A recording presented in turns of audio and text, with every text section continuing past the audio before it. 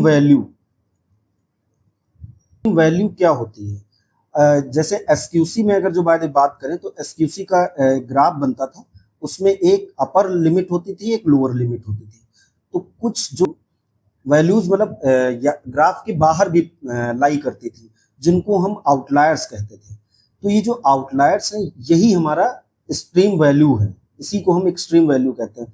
अब अगर जो एक एग्जांपल से अगर जो हम समझना चाहें तो एग्जाम्पल से हम इसको अगर समझें तो एग्जाम्पल हमारा कुछ इस प्रकार से है कि हमें कोई एक सीरीज दे रखी है, जैसे सपोज 1 दे रखा है, 2 दे रखा है, 3 दे रखा है, और मान लेते हैं कि हमारा 5 दे रखा है। ये हमारे कुछ हो गए। तो x1, x2 और x3 मैंने 3 ले लिए। तो यहाँ पे हमारे ऑब्जर्वेशन जो यहाँ पे n की वैल्यू है वो हमारा 4 हो जाएगा। अगर इसका अगर जो हमें मीन निकालना हो तो 1 है, उसको मैं 2 ही कर लेता हूँ।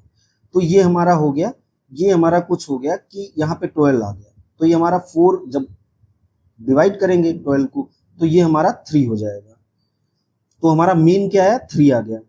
अच्छा, अब ऐसे ही अगर जो बाय मैं समझूं कि अगर जो एक्सट्रीम वैल्यू क्या होती है, अगर जो इसी डेटा में अगर जो बाय मैं अगर जो एंटर कर दूं 100, मतलब 100 का एक और रैंडम वेरिएबल दे रखा है, तब अगर जो बाय इसका मीन अगर कैलकुलेट हो तो यहाँ पे n की वैल्यू है हमारी 5।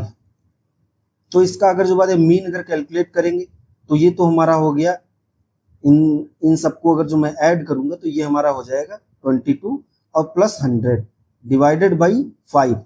तो यहाँ पे हो जाएगा 10122 डिवाइडेड बाई 5।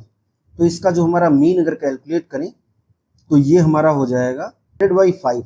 तो इसका जो हमारा मीन अगर कैलकुलेट करें तो ये हमारा हो जाएगा। समझते हैं कि एक्सट्रीम वैल्यू क्या हो गई। मुझे अगर वैल्यू यहाँ पे अगर पुट करनी पड़े, जब एक्सट्रीम वैल्यू जब मैंने नहीं ऐड की तब क्या होगा? तब यहाँ पे हम अगर जो बात है मीन अगर जो कैलकुलेट करें तो मीन हमारा आया था कुछ 3 आया था।